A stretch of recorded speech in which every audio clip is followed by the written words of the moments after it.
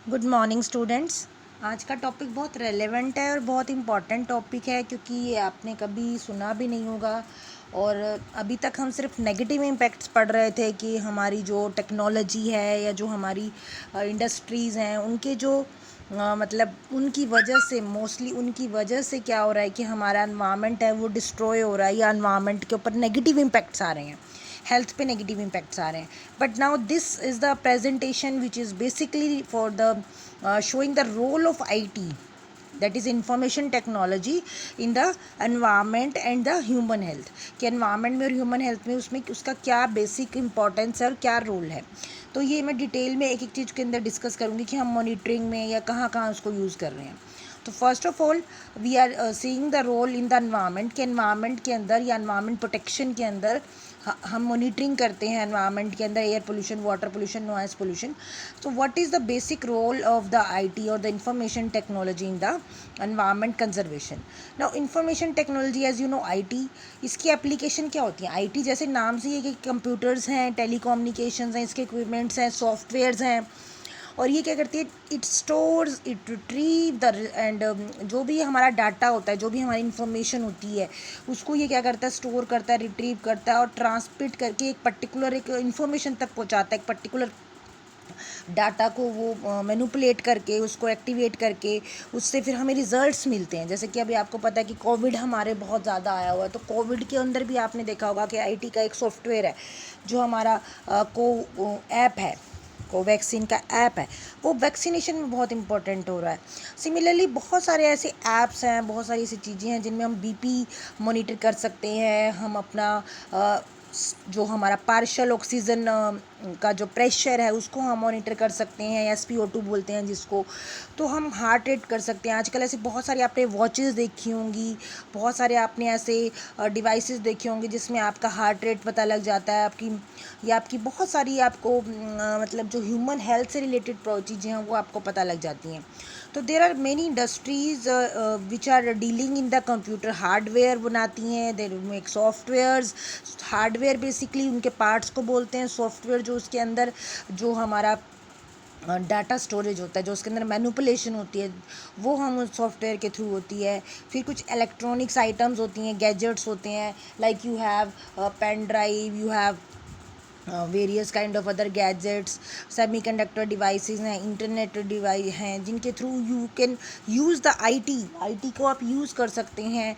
जैसे कि आपको पता है कि जितने भी आपके लैपटॉप्स हैं या डेस्कटॉप्स हैं उनमें सेमी कंडक्टर डिवाइसेज हैं, और बिना इंटरनेट के, बिना वाईफाई के आप नेट नहीं यूज़ कर सकते और बहुत सारी चीज़ें आप नहीं यूज़ कर सकते। तो नाउ ए डेज जैसे कि आपको पता है कि आप बहुत सारे लोग जोमेटो से ऑर्डर करते हो, या बहुत सारे लोग जो अमेज़न ऐप है या डिफरेंट डिफरेंट ऐप्स हैं, ई कॉमर्स की ऐप्स हैं, उनके थ्रू आप ये करते हो। तो आईटी का बहुत बहुत वास्ट रोल है नाउअडेज। विदाउट आईटी हम नहीं सोच सकते, हम कंप्यूटर सर्विसेज के बिना नहीं सोच सकते कि हम कुछ कर सकें। अगर ये लॉकडाउन में हमें आईटी का बहुत ज़्यादा रोल पता लगा है, क्योंकि इसके थ्रू हमने ऑनलाइन आपको एजुकेशन भी करवाई है, इसके थ्रू हमने ऑनलाइन टेस्ट भी लिए हैं, ऑनलाइन एग्ज़ाम्स हो रहे हैं कंडक्ट, और कंप्यूटर सॉफ्टवेयर के थ्रू हम घर बैठे आप लोग मुझे देख सकते हैं, मुझे सुन सकते हैं, गूगल जो जो फॉर्म्स हैं। तो ये कंप्यूटर सर्विसेज जो हैं ये बहुत इंपॉर्टेंट है। Know which is most important कि हमारे यहाँ पे जो आईटी है, जो इंडियन सेक्टर है, जो इंफॉर्मेशन टेक्नोलॉजी इंडिया के अंदर है, वो कहाँ तक बहुत ज़्यादा हम उसको यूटिलाइज़ कर रहे हैं। तो इंडस्ट्रीज़ जो हैं वो mostly IT industries, IT services जो हैं उनमें एक तो बीपीओ होते हैं बेटा, बिजनेस प्रोसेस आउटसोर्सिंग बोलते हैं उसको। और एक आपका होता है जो रेवेन्यू लेते हैं, जैसे मतलब आपको पता है कि डिफरेंट डिफरेंट ऐप्स हैं, डिफरेंट डिफरेंट हमारे सॉफ्टवेयर्स हैं जिनके थ्रू वो लोग क्या करते हैं, हम लोगों को बेचते हैं मार्केट में, जो डिफरेंट आइटम्स हैं वो बेचते हैं। शेयर मार्केट आईटी पे डिपेंडेंट करती है। तो बहुत सारी ऐसी चीज़ें हैं जो हमारी आईटी पर डिपेंडेंट करती हैं। तो ये हमारे 2.5 लाख से भी ज़्यादा लोग जो हैं वो हमारे इसके अंदर एम्प्लॉयड हैं, उनको नौकरी मिली हुई है। और ये सेक्टर ऐसा है जिसमें नौकरी बहुत जल्दी मिलती है, ये ग्रो कर रहा है at the rate of 9 percent per annum के रेट से ये ग्रो कर रहा है। और India is the biggest, India की अगर हम बात करें तो one of the biggest IT hub है यहाँ पर। मॉडर्न जो हमारी सोसाइटी है वो बहुत ज़्यादा यूज़ करती है। इवन हमारे इंजीनियर्स बहुत ज़्यादा हैं, आईटी इंजीनियर्स बहुत ज़्यादा हैं। तो इंडिया की जो एक नई पहचान वो यही भी है कि बेंगलोर, हैदराबाद, कोलकाता, चेन्नई, यहाँ पर सबसे ज़्यादा 90% आईटी का जो काम होता है, वहाँ सस्ता काम जो होता है ना वो इंडिया में होता है। तो बाहर से आईटी के प्रोजेक्ट्स आते हैं, कंपनीज़ हैं यहाँ पर जो मुंबई में, नोएडा में, त्रिवेंद्रम में, पुणे में, चेन्नई में, यहाँ पर ये लोग एक्सपर्ट लोग जो होते हैं ये लोग काम करते हैं और वो सस्ते में बाहर के यूएससी की कंपनियाँ, यूके की कंपनियाँ ये लोग काम हमारे देश से करवाती हैं। अब आईटी हमारा एनवायरनमेंट के लिए कैसे हो सकता है? अभी तक मैंने आपको आईटी के बारे में बताया, अब एनवायरनमेंट के अंदर उसको कैसे यूज़ करेंगे। तो बहुत ट्रिमेंडस पोटेंशियल है, बहुत ज़्यादा हम इसको यूज़ कर सकते हैं। आईटी एक ऐसी चीज़ है जिसमें हम अभी देख रहे हैं कि मॉनिटरिंग के अंदर बहुत यूज़ कर रहे हैं। जो हम उसका डाटा होता है, कहीं पे हमने मॉनिटरिंग की, उसको उसकी इंक्वायरी के लिए उसको स्टोर करते हैं, उसको एनालाइज करते हैं। जैसे कि आपको पता है बड़े बड़े ग्राफ्स बनाए जाते हैं, पाई चार्ट्स बनाए जाते हैं, हिस्टोग्राम्स बनाए जाते हैं, डिफरेंट डिफरेंट, जैसे मैं आपको डिफरेंट डिफरेंट जो मैंने आपको प्रेजेंटेशंस भेजी हैं, आपने देखा होगा उन प्रेजेंटेशंस में मैंने बहुत सारे आपको डाटाज दिए हैं। बहुत सारा हमारा पाई चार्ट होता है, किसी में हिस्टोग्राम होता है, किसी में बार ग्राफ होता है, ऑब्जर्वेशंस होती हैं प्रोटेक्शन के लिए, एनवायरनमेंट के लिए। तो जो भी हमारी ऑब्जर्वेशन, जैसे डिफॉरेस्टेशन का डाटा दिया तो मैंने डिफॉरेस्टेशन का चार्ट बताया कि इसमें क्या क्या कॉजेज़ हैं।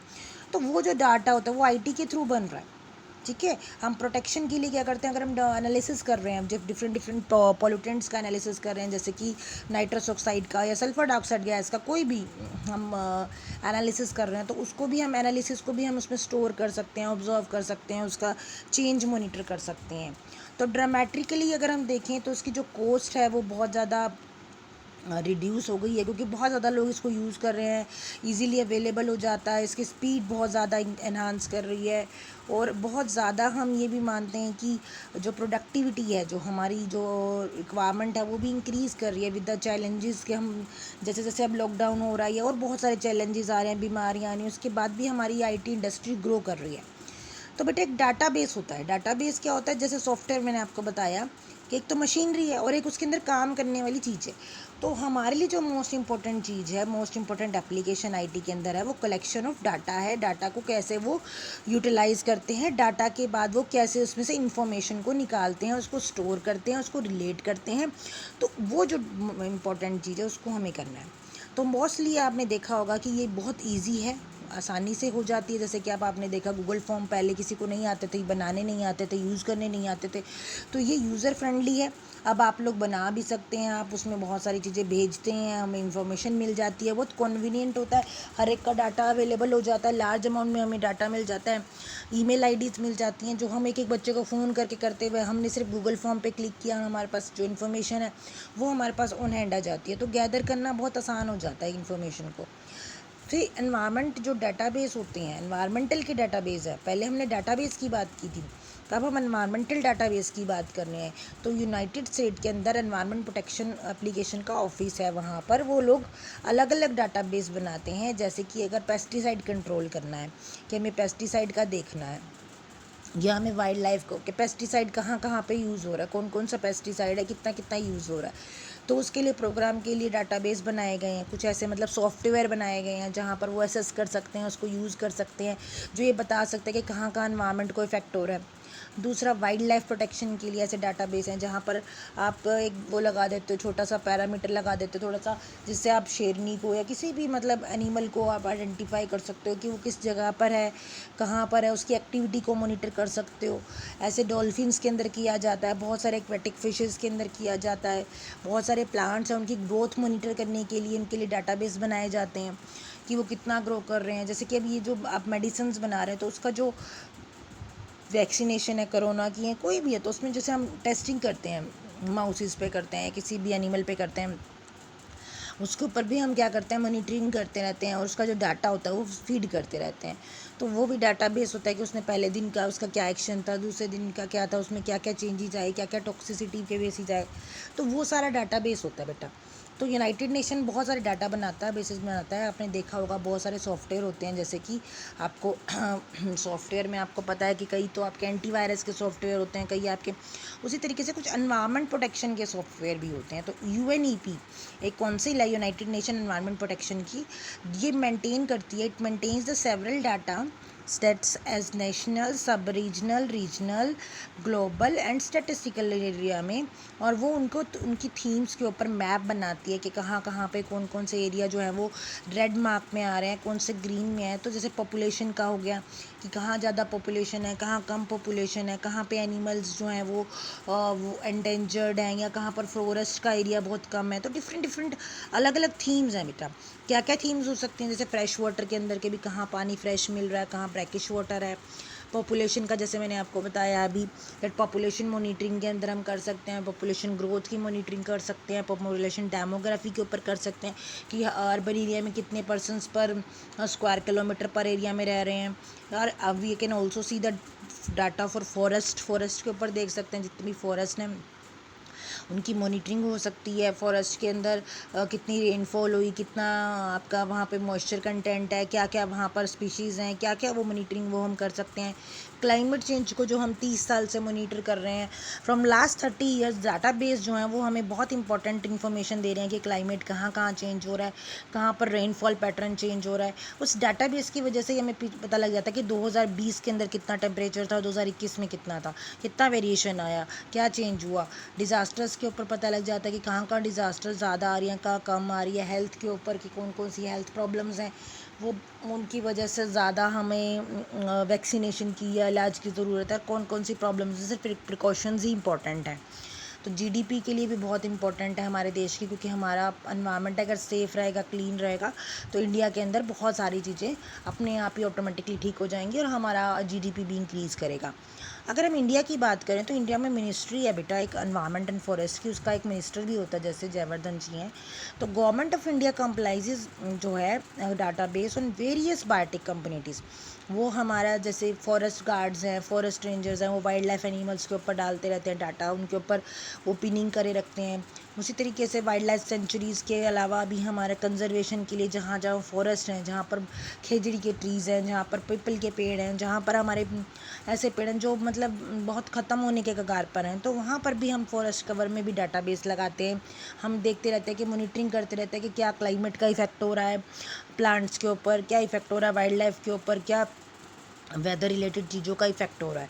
तो उनको मेजर करने के लिए अलग अलग हमारे एजेंसीज़ हैं। तो बेटा एक एजेंसी जैसे हमारी है national management of information system, जिसको NMIS बोलते हैं, और एक DST होती है, ठीक है, department of science and technology. DST की फुल फॉर्म आप लिख लीजिए, DST means department of science and technology. It compiles, वो क्या करता है, जितनी भी इंफॉर्मेशन आ रही है वो डाटाबेस से उसको कंपाइल करता है, उसको स्टडी करता है, उसके डाटाबेस को उससे उसको रिट्रीव करता है, और उससे रिसर्च एंड डेवलपमेंट प्रोजेक्ट में हम यूज़ करते हैं, ठीक है। उसके बाद है ENVIS। तो जो डाटाबेस था ये क्या कर रहा है, ये हमें इन्फॉर्मेशन दे रहा है। अब एनवायरनमेंट की जो इन्फॉर्मेशन का सिस्टम है उसको बोलते हैं ENVIS। ENV मतलब एनवायरनमेंट और IS मतलब information system. So ENVIS in short it is the environmental information system. तो ये जो एनवायरनमेंट की जो मैंने अभी बताया आपको मिनिस्ट्री है, we have environment and forest ministry by government of India, वो क्रिएट किया था उसने एक सेल, उसने एक इन्फॉर्मेशन सेल बना रखा है, इन्फॉर्मेशन सिस्टम बना रखा है, जिसमें ENVI सॉफ्ट के ऊपर काम होता रहता है। और उसमें हमने हेड क्वार्टर है अलग अलग एरियाज़ के अंदर, जैसे दिल्ली में है, बेंगलोर में है, चेन्नई में है। तो ऐसे 25 एरियाज़ के अंदर डिफरेंट एरियाज़ के अंदर हमारे कंट्री के अंदर अलग अलग ENVI के जो हैं वो हेड ऑफिस है, उनके मतलब ऑफिस हैं। तो ENVI सेंटर का काम क्या होता है बेटा, बहुत इंपॉर्टेंट है ये पता होना कि वो करते क्या है। वो पोल्यूशन कंट्रोल के ऊपर काम करते हैं। जैसे देखते हैं कि आपके, जैसे आपने सुना होगा कि भाई हवा सांस लेने लायक भी नहीं है, आपने बहुत सुना होगा। फिर आपने एक नाम सुना होगा AQI का, है ना। जैसे ही लॉकडाउन लगा तो आप लोगों ने सुना होगा कि पोल्यूशन कम हो गया, अब एकदम से जो हमारी एयर क्वालिटी इंडेक्स है वो ड्रूप कर गया, वो कम हो गया, हमारा 100 से भी कम हो गया, 80 हो गया, हमारी एयर क्लीन होगी। तो पोल्यूशन कंट्रोल में क्या होता है कि अलग अलग एरियाज़ के अंदर, जैसे अलग अलग ऑफिस हैं, मैं आपको बता रही 25 ऑफिस है, तो अलग अलग एरियाज़ के अंदर वहाँ मशीनरी लगी होती है मॉनिटरिंग के लिए। अलग अलग मशीन से जो डाटा आता है उससे AQI निकालते हैं। उसका AQI एक तरह की रेशो है एयर क्वालिटी इंडेक्स की। उस रेशो से फिर हम क्या करते हैं, देखते हैं कि कौन कौन सी गैसेस एयर में ज़्यादा हैं, कौन कौन सी नहीं है, और उन गैसेस को कैसे कंट्रोल करना है। क्लीन टेक्नोलॉजीज़ को यूज़ करना है। रिमोट सेंसिंग जो है वो क्या होती है वो मैं अभी आपको लेटर ऑन बताऊँगी। रिमोट जैसे नाम से ये है कि बहुत दूर के प्लेस में बिना गए हुए अगर हम सेंस आउट कर लेते हैं तो हम उसको रिमोट सेंसिंग बोलते हैं। रिमोट दूर के लिए यूज़ किया जाता है वर्ड, और सेंसिंग मतलब किसी चीज़ को सेंस आउट करना, किसी चीज़ को आइडेंटिफाई करना, रिट्रीव करना, उससे नॉलेज लेना।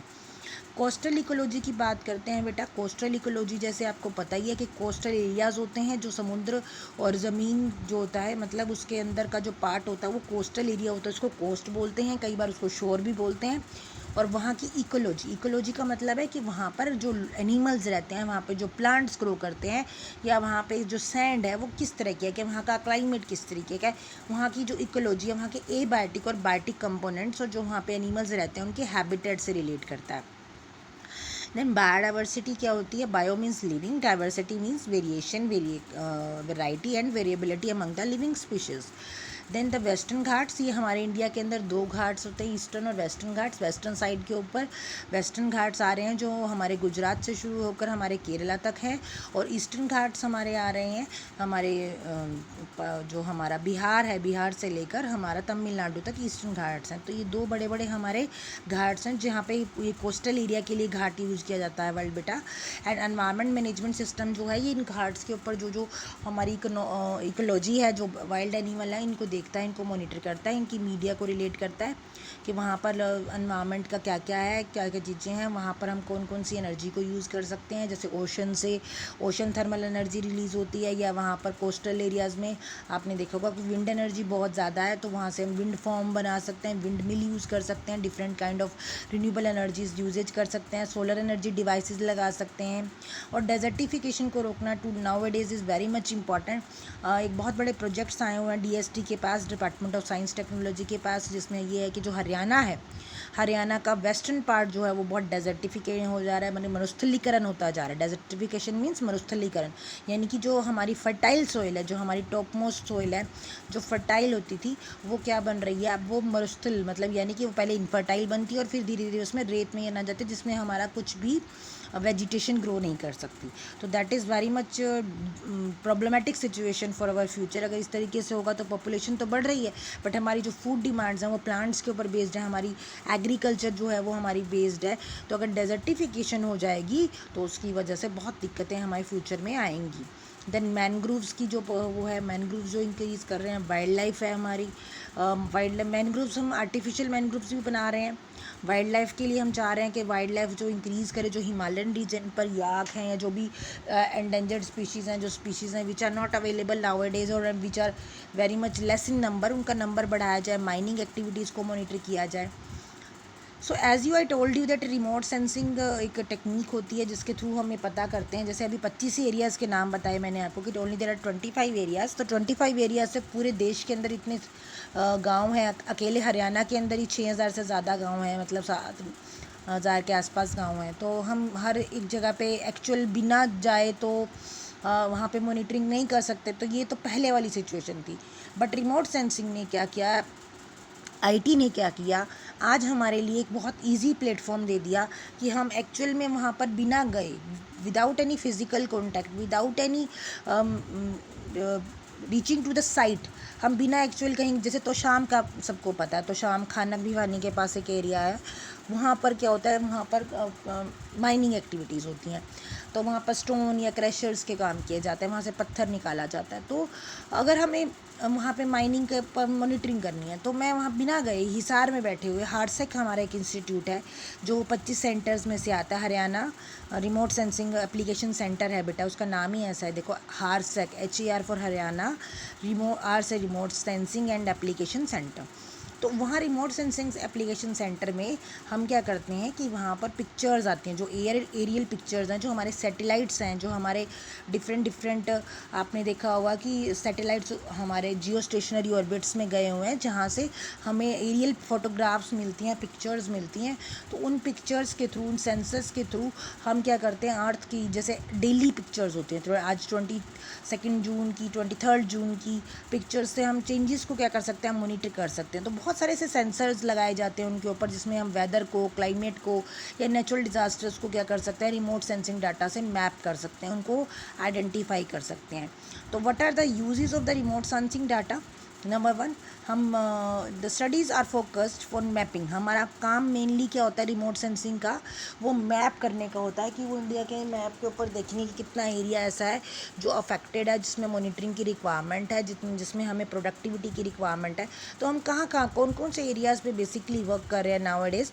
One is the monitoring of the wind erosion, जो मैंने अभी आपको डेजर्टिफिकेशन का बताया कि विंड इरोजन होता है, तो जो हमारी सैंड है वो उड़ के कहाँ चली जाती है, नियर बाय एरियाज़ में। तो जो वेस्टर्न हरियाणा है वहाँ पर क्या हो रहा है कि वहाँ पर राजस्थान से हवा उड़ के आती है, रेत उड़ के आती है, तो वो क्या कर रही है, इनफर्टाइल कर रही है सॉइल को, एंड डेजर्टिफिकेशन इज़ इंक्रीजिंग। तो डेजर्टिफिकेशन जब इंक्रीज़ हो रही है तो उसका इफेक्ट पड़ रहा है। Then monitoring of the water logging में मॉनिटरिंग के अंदर मॉनिटरिंग ऑफ द जो हमारी स्पीशीज़ हैं वेजिटेशन की, वो कैसी हैं उस टाइम पे, उसकी मॉनिटरिंग की बात कर रहे हैं। देन जो सीरियल क्रॉप्स हैं, कौन कौन सी क्रॉप्स लगाई हुई हैं, कितने एरिया में धान लगा हुआ है, कितने एरिया में सरसों लगा हुआ है, कि जैसे कि अब खरीफ की क्रॉप का सीज़न चल रहा है, तो कहाँ कहाँ पर इन्होंने लोग, हम हर एक हरियाणा में हर जगह जाके नहीं देखेंगे, हम वेजिटेशन को, सीरियल की क्रॉप को हम क्या कहते हैं, कलर के थ्रू पहले मैपिंग करेंगे, मैप के थ्रू हम उसके बाद रास्टर और अलग अलग इमेजेस बनाते हैं। मैंने काम किया हुआ है इसके ऊपर, रास्टर या NVIS की जो इमेजेस होते हैं, डाटा को यूज़ करके इमेजेस बनाते हैं। तो उन इमेजेस से हम सीरियल्स को आइडेंटिफाई कर लेते हैं, उन एरियाज़ को मार्क कर देते हैं, फिर उनकी मैपिंग होती है, स्क्वायर किलोमीटर एरिया बनाते हैं कि कितने एरिया में धान लगा हुआ है, कितने एरिया में जैसे दलहन की क्रॉप्स हैं, या कितने एरिया में क्या है, तो वो सब चीज़ें हम मैप कर रहे हैं। Then 5th is the predicting salinity. हम सैलिनिटी एक बहुत अनक्रूशल सी एक डिसएडवांटेजेस प्रॉब्लम है, जिसमें जो सॉइल कंटेंट है उसके अंदर जो सॉल्ट है वो इंक्रीज़ कर जाता है और वो उसके सरफेस पे आ जाता है, तो नमक सा हमें दिखाई देगा, शोरा सा दिखाई देगा हमें ज़मीन के ऊपर जब हम उसकी इरिगेशन करते हैं। जैसे आपने किसी एग्रीकल्चर फील्ड में इरिगेशन की तो आपको वहाँ पर नमक दिखाई देगा। तो हम क्या हर जगह जाके देखें कि कितने एरिया में या कहाँ कहाँ पर, जब क्योंकि देखो हर टाइम तो होती नहीं इरिगेशन, एक तो आपका जब आपने क्रॉप लगाई तब होती है, और एक जब आपने बीच में करनी होती है 2 बार या 3 बार मैक्सिमम। तो हम सैलिनिटी को कहाँ कहाँ मॉनिटर करेंगे, कितने एरियाज़ में हम फिज़िकली जाके देखेंगे। तो हम ऐसा नहीं करते, तो जो डाटा होता है उसको हम रिमोट सेंसिंग उससे लेते हैं और फिर हम प्रेडिक्ट करते हैं कि कितना एरिया जो है ऐसा है जहाँ पे सॉइल इनफर्टाइल हो चुकी है, सलाइन हो चुकी है। Then also we monitor the rangeland condition, कि कितना एरिया ऐसा है जहाँ पर चराई कराई जा सकती है, जहाँ पर रेंज लैंड है, जहाँ पर झाड़ियाँ हैं, जहाँ पर ऐसी चीज़ें हैं जो हमारा मतलब यूटिलाइजेशन के काम नहीं है, जो मतलब एक तरीके से सॉइल डिग्रेडेशन है, एक तरीके से देखा जाए तो अब ये जो हम डाटा ले रहे हैं, ये सारा का सारा जो रिमोट सेंसिंग डाटा है, it is very much cost effective कैसे, देखो मैं बताती हूँ आपको।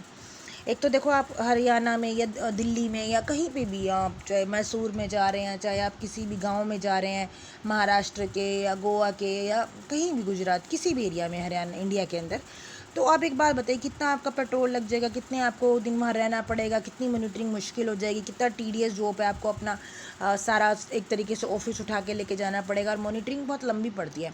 तो इन 25 एरियाज़ में विदाउट एक्चुअली गोइंग वहाँ पर मॉनिटरिंग हो रही है, और मॉनिटरिंग में डाटा जो आ रहा है वो बहुत क्लियर स्टिक आ रहा है। अब क्या होता है कि हमने किया रिमोट सेंसिंग से डाटा को एनालाइज, अब क्या होता है कि जो डाटा होता है उसको हम जाकर क्या करते हैं, वेरीफाई भी करते हैं। ऐसा नहीं कि हमने डाटा तो कर दिया, अब उसमें सारा डाटा 100% करेक्ट है या नहीं है, वो हम कैसे करते हैं, मॉनिटर GIS के थ्रू। तो GIS क्या है, GIS के बारे में बताती हूँ मैं आपको। GIS होता है जोग्राफिकल इंफॉर्मेशन सिस्टम, GIS की शॉर्ट फॉर्म है।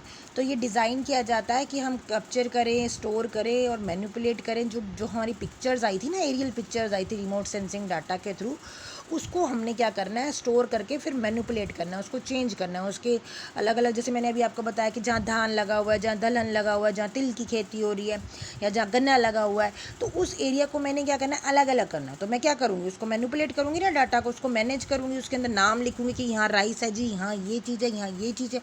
तो मैं उस जो रिमोट सेंसिंग से जो डाटा आया, जो एरियल फोटोग्राफ्स आई, जो पिक्चर्स आई, उस पर क्या करना है मुझे, उस कैप्चर पिक्चर को स्टोर करके फिर मैंने को उस एक तो हमारी रास्टर हो गई, एक तो हमारी रॉ इमेज हो गई, और एक क्या हो गई जिसको मैंने क्या किया, उसमें अपना मैप लगाया, उसको वेक्टर बनाया, उसके अंदर देखा अपने एरिया को जूम इन करके, उसके बाद मैंने आइडेंटिफाई की चीज़ें, मैनिपुलेट की, उसमें एनालाइज किया मैंने, और अलग अलग उसको नाम दिए।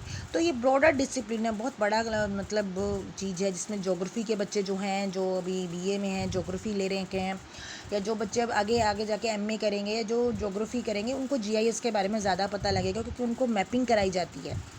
ठीक है, तो इस तरीके से उनको इन्फॉर्मेशन मिल जाएगी कि किस तरीके से अलग अलग एरियाज़ में दिखाया जा सकता है, या हम इस तरीके के डिसिप्लिन में जियो इन्फॉर्मेटिक्स से आता है। जियो मीन्स अर्थ और इन्फॉर्मेटिक्स साइंस। तो इसमें क्या है कि ज्योग्राफी प्लस इन्फॉर्मेशन सिस्टम, इन दोनों को मिला के जियो इन्फॉर्मेटिक्स बना दिया है। ठीक है, तो एक बायो इन्फॉर्मेटिक्स भी है, जिसमें बायो इन्फॉर्मेटिक्स में बायोलॉजी के अंदर जो जो चेंजेस आ रहे हैं, यानी हमारी बॉडी के अंदर के चेंजेस को हम इन्फॉर्मेशन टेक्नोलॉजी से देख सकते हैं, उसको बायो इन्फॉर्मेटिक्स बोलते हैं। ठीक है, तो साइंस में जो है अलग अलग कॉन्सेप्ट्स हैं, उनको समझाते हैं। ज्योग्राफी के अंदर कॉन्सेप्ट्स हैं, जैसे डिज़ास्टर्स हैं, उनको समझाते हैं। So we can use the GIS in the study of various fields of environment. कोई भी चीज़ है, मैंने आप कुछ एग्जांपल बताया, जैसे डेजर्टिफिकेशन है, कुछ हम इवन हम जैसे मीथेन को आइडेंटिफाई कर सकते हैं, मीथेन मैपिंग कर सकते हैं, कार्बन डाइऑक्साइड मैपिंग कर सकते हैं, कोई भी पोल्यूटेंट की स्पेसिफिक मैपिंग कर सकते हैं, हम एयर पोल्यूशन कंट्रोल कर सकते हैं, हम कोई भी एनवायरनमेंट से रिलेटेड चीज़ को हम मॉनिटर कर सकते हैं using GIS. So what are these things? Number 1, manage the multiple types of the geographical data. GIS का काम क्या है? बहुत सारे डाटा को क्या करना, मैनिपुलेट करना, मैनेज करना, और उसको क्या करना, उससे क्या करना, रिट्रीव करना, उससे इन्फॉर्मेशन को रिट्रीव करना, एसेस करना। उसमें जैसे कि अलग अलग एक्सेस हम कर सकते हैं, ग्राउंड वाटर प्योरिटी के ऊपर कर सकते हैं, वाइल्ड लाइफ हैबिटेट या एनक्रोचमेंट पे कर सकते हैं, या हम ड्राउट एरियाज़ को आइडेंटिफाई कर सकते हैं कि कौन सी जगह पर बारिश नहीं हुई, तो वहाँ पर फॉरेस्ट में जो एनिमल्स हैं उनको उनकी पॉपुलेशन कितनी डिक्रीज़ हुई, या उन पे क्या क्या इफ़ेक्ट आया, तो वो हम इसके अंदर मॉनिटर कर सकते हैं, इम्प्रूव कर सकते हैं हम डाटा को। वाइड एनालिसिस के थ्रू हम उनको इम्प्रूव करेंगे, उनको हम अलग अलग जर्नल्स में या अलग अलग पब्लिकेशंस में हम उनको पब्लिश करके उनकी फाइंडिंग्स को लोकल लोगों को बताएंगे। तो प्रोजेक्ट टाइगर एक हमारा, मैंने आपको बताया था कि 1972 में हुआ था, वाइल्ड लाइफ सेंचुरीज़ में जो हमारे प्रोजेक्ट टाइगर है, जो हमारा नेशनल एनिमल है, उसकी कंजर्वेशन के लिए हमने जीआईएस को यूज़ किया था। और जीआईएस के एस्टीमेट से हमें पता लगा था कि हमारे पास सिर्फ 1706 ही टाइगर हैं अभी तक हमारी कंट्री में। तो और अभी थोड़े दिनों पहले पता लगा, ये बहुत पहले की बात बता रही हूँ, अभी 1200 कुछ रह गए हैं। और टाइगर्स जो है ना, वो रिजर्वायर्स में हम उनको एक एक करके गिनती नहीं कर सकते।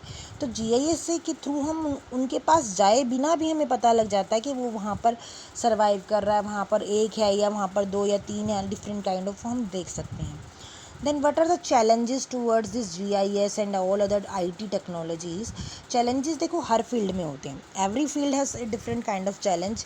तो आईटी के पास क्या है कि एक बहुत ज़्यादा चैलेंज है, सबसे बड़ा कि हम नई टेक्नोलॉजी में जाते हैं तो हमें हर बार कुछ नया डाटा, कुछ नई इन्फॉर्मेशन अवेलेबल हो जाती है with in 3 months to 6 months। अलग अलग सॉफ्टवेयर अवेलेबल हो जाते हैं, डाटाबेस अवेलेबल हो जाते हैं, and there is a difficulty to filter out कि हमें किस में से ज़्यादा एक्यूरेट इन्फॉर्मेशन मिल रही है, या कौन सा डाटा जो है हमारा वो इंटरफेयर नहीं हो रहा, या कौन से पे हमारा जो वायरसेस हैं या जो हमारा वो डीबगिंग नहीं हो रही, या कौन से पे हमारा एक्टिविटी जो है वो उसमें कम लग रही है। जैसे कि आपको पता है कई ऐसा डाटा होता है जिसमें एमबीज़ में कम स्टोरेज होती है, कई में ज़्यादा स्टोरेज लेता है वो, तो वो भी बहुत इंपॉर्टेंट है। ओवरलोडिंग भी नहीं होनी चाहिए हमारी इन्फॉर्मेशन की, हमें उसको जिप फाइल में या किसी तरीके से लेस स्टोरेज होनी चाहिए हमारी। इंक्रीजिंग सिलिकॉन वैली की वजह से हमारी और प्रॉब्लम्स भी बढ़ गई हैं, कि जैसे कि अब लोग ज़्यादा मोबाइल्स या ज़्यादा हमारे लैपटॉप्स या ज़्यादा हमारे पामटॉप्स यूज़ कर रहे हैं, तो उसकी वजह से ई वेस्ट भी डेवलप होता है। लगभग हर साल आप कितने सारे मोबाइल फ़ोन्स यूज़ करते हो, कितने सारे ये ई फ़ोन्स आ गए हैं। पहले फैमिली में एक होता था, अब 4 लोग हैं तो 4 लोगों के पास फ़ोन्स हैं। 4 लोगों में से कई लोगों के पास तो लैपटॉप भी हैं, और कई घर ऐसे में मिलेंगे अर्बन एरियाज़ के अंदर जहाँ 2-2 3-3 लैपटॉप भी हैं, तो एक ई वेस्ट जनरेट हो रहा है। Now role in the human health, ये बहुत इंपॉर्टेंट इशू है जो हमारा ह्यूमन हेल्थ का। ह्यूमन हेल्थ में WHO ने डिस्क्राइब किया है कि जो एक स्टेट होती है हमारी फिज़िकल, मेंटल और सोशल वेलबींग की, ये हमारे को ये नहीं कि सिर्फ हमें बीमारियों से ही बचना है, इसके अलावा भी हमें फिज़िकली फिट होने के लिए मेंटल भी, हमारा दिमाग भी जो हमारा वो क्या होना चाहिए, ठीक होना चाहिए, हमें लोगों से बिहेवियर भी अच्छा करना चाहिए। ये बहुत इंपॉर्टेंट है, ह्यूमन हेल्थ से रिलेटेड बात है ये, ठीक है। और ह्यूमन हेल्थ से रिलेटेड बात ये इसीलिए इम्पॉर्टेंट है क्योंकि हमें अपने बारे में पता होना चाहिए, ठीक है बच्चे। तो इन्फॉर्मेशन जो हैं जो हमारी, वो हमें ह्यूमन हेल्थ से हर जगह से अवेलेबल नहीं होती, हमें IT के थ्रू बहुत जल्दी से अवेलेबल हो जाती हैं। तो it is the leading to innovations in the life science that it creates vast of the data, बहुत सारा डाटा हमें अवेलेबल हो जाता है HIT हेल्थ इंफॉर्मेशन सिस्टम के थ्रू, हेल्थ इंफॉर्मेशन टेक्नोलॉजी के by we can provide the umbrella of framework to describe the various systems. जैसे आप अगर कभी आजकल हॉस्पिटल्स में जाते तो लोग फाइलों पे काम नहीं कर रहे होते, they have a computer.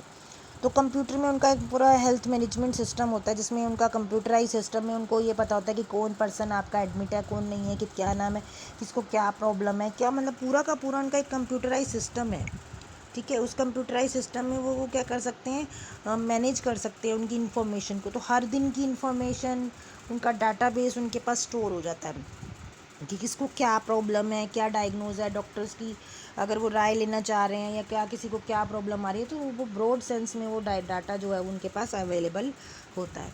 It also manage the consumers, और उनको हेल्प करने में भी मिलता है, क्वालिटी भी इम्प्रूव होती है प्रोवाइडर्स की, गवर्नमेंट की। तो डाटाबेस बहुत सारे हेल्थ के अंदर भी हैं डाटाबेस, जैसे बर्थ रेट या डेथ रेट को करते हैं, जिसमें इम्यूनाइजेशन का पता लगता है। जैसे वैक्सीनेशन का मैंने आपको बताया कि कोवैक्सीन का पोर्टल है हमारा, पता लग जाता है कि कितने लोगों ने लगवाई है, फर्स्ट डोज़ कितने लोगों ने लगवा ली, सेकंड डोज़ कितने परसेंटेज ने लगवा ली, कितने परसेंट पॉपुलेशन हमारी दोनों डोज़ लगवा के इम्यूनाइज हो चुकी है। तो बहुत सारी इन्फॉर्मेशन है, जैसे कि मलेरिया का है, मलेरिया का स्टेटिस्टिकल डाटा है कि किन किन घरों में लार्वा मिल रहा है या क्या है, या कितने अगर लोगों को फ्लोरोसिस की बीमारी है, एड्स की बीमारी है, जो हम कहते हैं कि 80 लाख लोगों को एड्स है। तो वो हमें इजीली डाटा अवेलेबल हो जाता है हेल्थ सिस्टम के थ्रू। DNA की जो हमारे चेंजेस हैं, जैसे कि अभी हम कह देते हैं कि अभी वायरस स्ट्रेन बदल रहा है, आप सब सुन रहे होंगे कि अल्फ़ा था, बीटा था, अब डेल्टा वेरिएंट है, डेल्टा वेरिएंट में डेल्टा प्लस वेरिएंट है, अभी कह रहे हैं थर्ड लहर आएगी तो थर्ड लहर में वेरिएंट आएगा।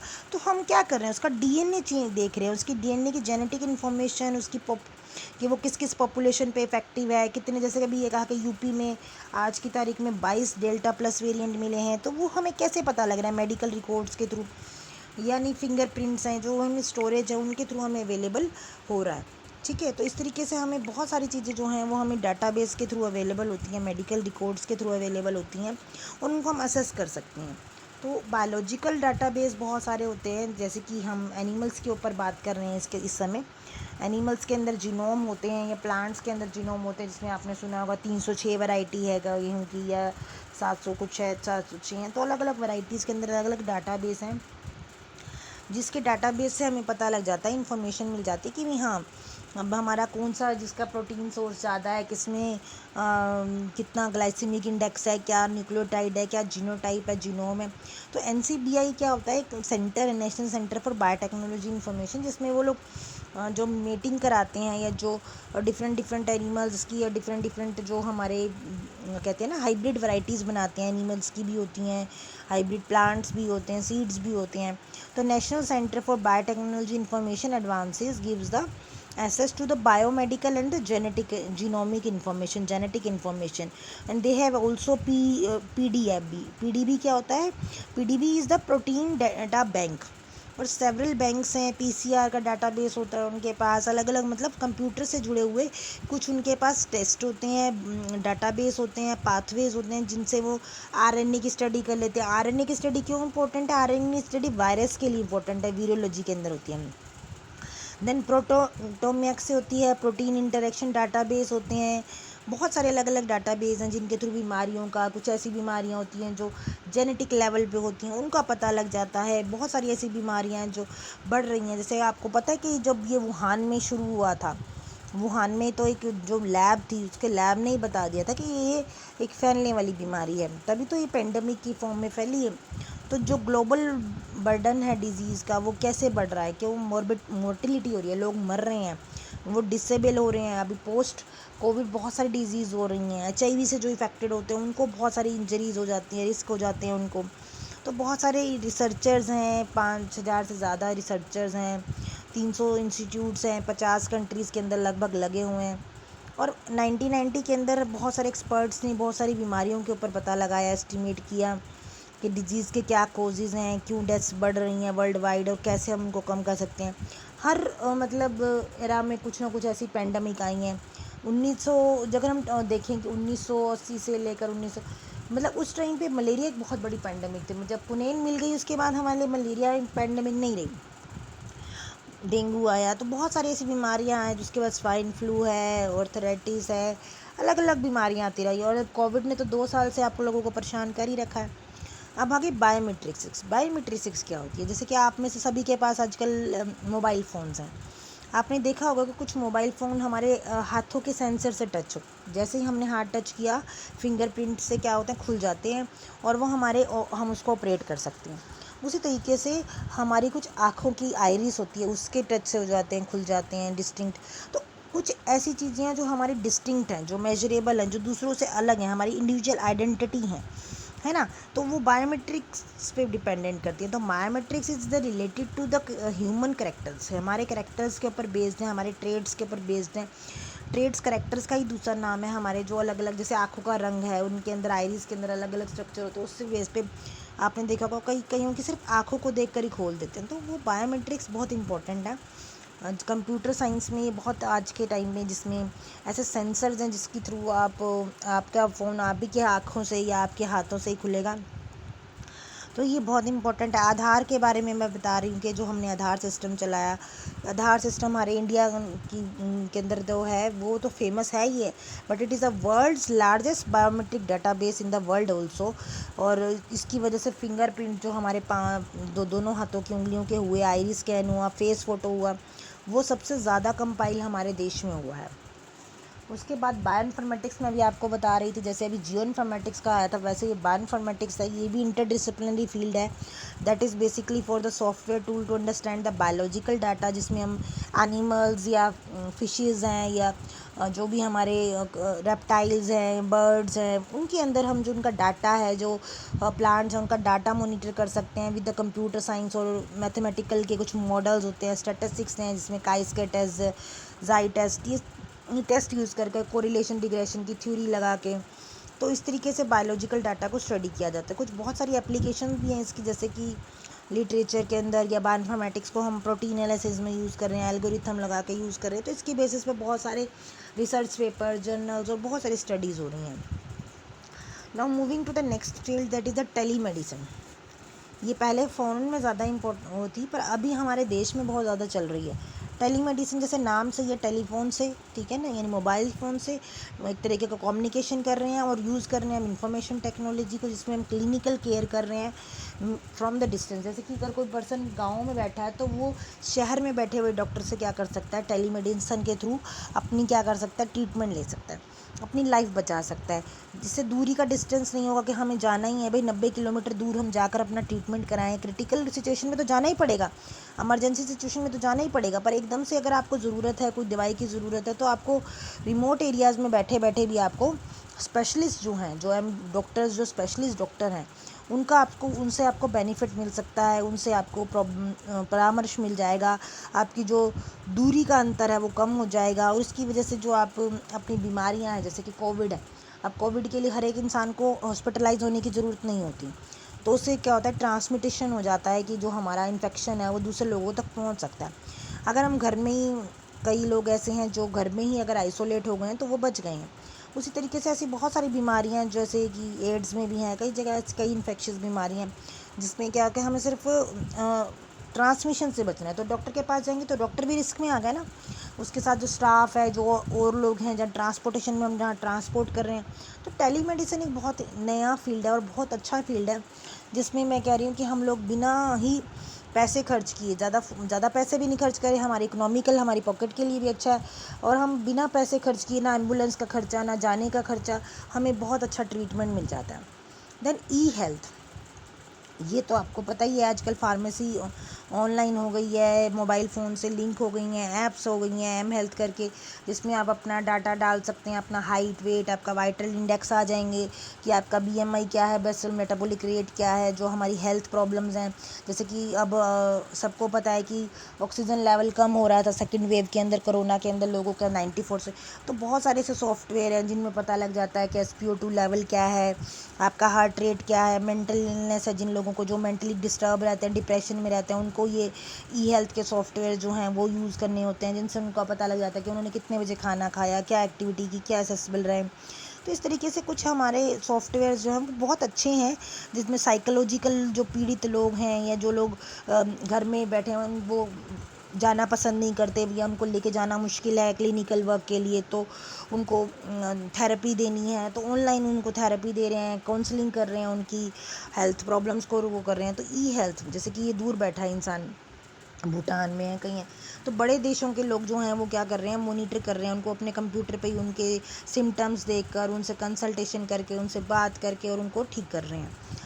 देन है बायोमैकेनिक्स। बायोमैकेनिक्स भी बहुत अच्छा फील्ड है, जिसमें मैकेनिकल उसको यूज़ करके, इंजीनियरिंग को यूज़ करके इसमें रोबोट्स बनाए गए हैं। और बायो का मतलब क्या है, लिविंग, यानी रोबोट्स के अंदर एक तरीके से लिविंग ऑर्गेनिजम्स की तरह उसमें केमिकल और मैकेनिकल चेंजेस करके नैनो टेक्नोलॉजी की हेल्प से छोटे छोटे रोबोट से छोटे छोटे सिस्टम्स बनाए गए हैं, जो हमारे अंदर बॉडी के अंदर भी डाल देते हैं। नैनो बोट्स जो होते हैं, जैसे कि मान लो आपको ब्लड में क्लोटिंग हो गई, तो नैनो बोट्स डाल दिए तो वो आपके ब्लड के अंदर चला गया, तो क्लोटिंग को आइडेंटिफाई कर लेगा, क्लोटिंग को तोड़ने की कोशिश करेगा। तो बायोमिमिक्री भी होती है आजकल। मिमिक्री मतलब जो हमारे लिविंग सेल्स हैं उनको वो मिमिक करते हैं, उनकी तरह दिखाई देते हैं। तो कुछ ऐसे रोबोट्स हैं जो हमारी बॉडी के अंदर जाकर रिपेयर भी कर रहे हैं, हमारी लाइफ को सिंपल बना रहे हैं, इफेक्टिव बना रहे हैं और हमारी बॉडी को ठीक कर रहे हैं। तो ऐसे बहुत सारे बायोमैकेनिकल मॉडल्स हैं, रोबोट्स हैं, जो हमारी हेल्प कर रहे हैं चलने में, खाने में, पीने में या अदर एक्टिविटीज़ में। तो इस तरीके के दिखाई देते हैं ये बायो रोबोट्स। आपने देखा होगा कि ये आपको वैक्सीनेशन लगा रहे हैं, इनको तो कोई वो नहीं है, जैसे डॉक्टर्स बहुत मर रहे हैं आज के टाइम पे, तो ये रोबोट्स एक तरीके से नर्स का काम भी कर सकते हैं, ये रोबोट्स एक तरीके से डॉक्टर का काम भी कर सकते हैं। ये आपको देखकर, आपके ट्रीटमेंट को देख के फ़ोटो खींच के डॉक्टर्स को पहुंचा सकते हैं। तो इस तरीके से ये हेल्प कर रहे हैं बहुत तरीके से हमारे बायो रोबोट्स। कुछ बायो सेंसर्स हैं, वो बहुत इंपॉर्टेंट हैं। तो ये हेल्थ के अंदर हमारे लिए बहुत इंपॉर्टेंट है। ब्रॉडकास्टिंग, बेटा ब्रॉडकास्टिंग एक अनदर फील्ड है आईटी का विद द टेलीकम्युनिकेशन, जिसमें ब्रॉडकास्ट करना मतलब स्प्रेड करना अवेयरनेस को। ब्रॉडकास्ट करने का मतलब ये होता है ना कि हमने किसी चीज़ का प्रसारण किया, किसी चीज़ को प्रसारित किया, अवेयर किया। तो अगर ब्रॉडकास्टिंग नहीं होती तो क्या कोरोना के बारे में हमें ब्रॉडकास्टिंग कितनी मिली, अखबार के थ्रू, न्यूज़पेपर्स के थ्रू। सबसे ज़्यादा ब्रॉडकास्टिंग हमें मोबाइल्स के थ्रू या मीडिया के थ्रू मिली है। तो it is the one of the best ways to spread the awareness and preventing measures. And Ebola, जैसे इबोला था वो था, या हमारा ये कोई भी हमारा स्वाइन फ्लू आया, या कोई भी हमारा मलेरिया, कोई भी आउटब्रेक आती है, कोई भी बीमारी फैलती है, जैसे अब कोरोना की जो फर्स्ट वेव आई, सेकंड आई, अब थर्ड के लिए ये लोग हमें पहले से ही प्रिकॉशंस कर रहे हैं कि आप लोग बाहर ना जाएं तो मास्क लगा के जाएं, 2 गज की दूरी, या बारी बारी हाथ धोएं। तो ये क्या है, ब्रॉडकास्ट कर करके हमें क्या बता रहे हैं कि हम ये सिम्टम्स ना आने दें अपने पास, और हमारा बचाव ही ज़रूरी है। तो टेलीकम्युनिकेशन की कुछ चीज़ें इस तरीके से, ये इनका मीडिया का सेंटर होता है, जिसमें अलग अलग इन्होंने एरियाज़ के थ्रू रिपोर्टिंग करके और ये अपनी चीज़ों को ब्रॉडकास्ट करते हैं टीवी चैनल्स के थ्रू। और ये डिजीज़ कंट्रोल करने में बहुत इफ़ेक्टिव वे है, जिसमें लोग बाहर नहीं गए, लोगों ने ट्रीटमेंट किया। पैनिक एक जो था थोड़ा बहुत जो ऐड हुआ, बट उसकी वजह से कंट्रोल हुआ एक डिजीज़ का। अगर हमने फर्स्ट वेव से थोड़ा सबक लिया होता, जिसमें पैनिक ज़्यादा थे तो वो फैला कम था, सेकंड वेव में हमने सोचा कि नहीं है तो क्या है, कुछ नहीं है, ज़्यादा नहीं है, तो इन्फेक्शियस डिजीज़ ज़्यादा फैल गई। इबोला वायरस के टाइम पे भी अवेयरनेस का स्टेप लिया गया, जिसकी वजह से बहुत सारा पैनिक तो हुआ, पैनिक एक बार हुआ, पर पैनिक उन्होंने ये भी कहा कि पैनिक मत हो, हमें प्रिवेंशन करने के लिए उसके लिए ये चीज़ें चाहिए, बताना चाहिए। जैसे एयरपोर्ट्स पे बताएं, या कहीं पैसेंजर्स को बताएं जिनका हाई टेम्परेचर था, उनको थर्मल स्कैनर्स के थ्रू टेस्ट किया, कंप्यूटर्स के थ्रू चेक किया। तो ये इस तरीके से टेस्टिंग जो थी वो मैनुअल भी हो सकती थी, और कंप्यूटर्स के थ्रू आईटी सेक्टर्स के जो फील्ड हैं उनके थ्रू भी हो सकती थी। कुछ सेंसर्स लगा दो जिससे पता लग जाए, है ना। तो इस तरीके से इक्विपमेंट्स लगाए गए, इनको यूज़ किया गया। देन बायोलॉजिकल इक्विपमेंट्स यूज़ किए गए। बायोलॉजिकल इक्विपमेंट्स में डायग्नोस्टिक थिंग्स होती हैं, कुछ प्रोग्राम्स होते हैं, कुछ एल्गोरिथम्स होते हैं जिनके थ्रू, और ये यूज़र फ्रेंडली होते हैं, ईजीली हम ऑपरेट कर सकते हैं, कोई भी, मैं या आप, कोई भी ऑपरेट कर सकता है, टाइम सेविंग होते हैं। जैसे कि आजकल आपको मैंने भी बताया वॉचेज़ हैं, है ना। कुछ ऐसे गैजेट्स हैं जिनको हम यूज़ कर सकते हैं, जब हम हमारा हार्ट रेट यूज़ करने के लिए या कोई भी एक्टिविटी को मेजर करने के लिए। मशीन्स होती हैं, ऑक्सीजन लेवल बता देती हैं, या हमारी बॉडी के अंदर कोई भी प्रॉब्लम है वो इजीली मॉनिटर कर सकते थे। तो आपको बोला गया था ना कि आप लोगों को जिनको है वो अपने पास में एक छोटा सा मीटर होता है जो SpO2 मीटर करता है, तो उसको मीटर को रखें, रेस्पायरोमीटर को। तो इस तरीके से 3D या कुछ ऐसे डिवाइसेस होते हैं जो हमारी हेल्प करते हैं, हमारी हेल्प कर रहे हैं डिफरेंट टाइप ऑफ मॉनिटरिंग के अंदर। तो मेनली जो हमारा रैपिड ग्रोथ है वो बहुत ज़रूरी है। हमारे इंडिया के अंदर बहुत ज़्यादा ग्रोथ है ये IT की, और इसकी वजह से एक पॉजिटिव इम्पैक्ट पड़ा है हमारे एनवायरनमेंट को बचाने में, एनवायरनमेंट को मॉनिटर करने में कि क्या क्या प्रॉब्लम्स आ रही हैं, कितनी प्रॉब्लम्स किस हद तक हैं। हेल्थ केयर के अंदर मैंने आपको बताया IT का बहुत बड़ा रोल है, बिग रोल है। And we are able to now get कि हम किस तरीके से चेंज कर सकते हैं। एक्सरे डिवाइसेस हैं, कैट स्कैन है, पेट स्कैन है। अब आप बता सकते हो कि आपके पास एंटीबॉडीज़ बनी हुई हैं कि नहीं बनी हुई। आपको पता लग गया कि आपके मतलब एक टेस्ट है, उस टेस्ट से ही आपको आइडेंटिफाई हो गया ना। तो हम प्रिडिक्ट कर सकते हैं अपने फ्यूचर को, अपनी प्रॉब्लम्स को। Thank you so much for patient listener. कोई प्रॉब्लम है तो आप लोग मुझे डिस्कस करेंगे। Okay, thank you so much.